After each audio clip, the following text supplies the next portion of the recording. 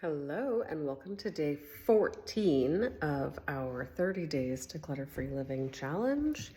Today is probably the toughest one for me. I don't collect really anything, but I love books. So I'm certainly not going to get rid of all of my books. I love them as memories. I love them as decor objects. I think that they're beautiful. Some of the books that I have are very old or they're collectibles, but they all bring me joy. Not all. I will find a few that maybe are remnants from graduate school or that were gifted to me. I also have a little free library that is like a free lending library of books that is in our front yard. So I'll try to make sure that that is restocked. That's also a problem because then I take books out of it that I'm going to read. But I love reading and it's one of my educational goals each year.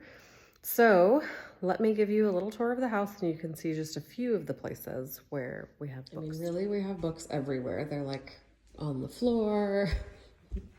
There's cookbooks in the kitchen.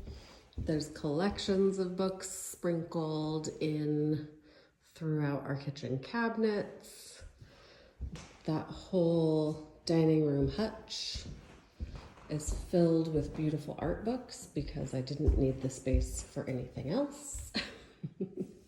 Anyway, you get the idea. There's books everywhere. This cabinet is filled with books. And then Chad's office and also upstairs. More books. I totally forgot about this wall. And Chad's office bookshelf has become a little unruly. I want to pull some out so I can restyle it here. Not that it's logical, but it makes me happy. I also keep a pile of books that are my waiting to read pile in our upstairs linen closet. Here are some of the books that I decluttered. Not a lot, but it made a big difference. See you tomorrow.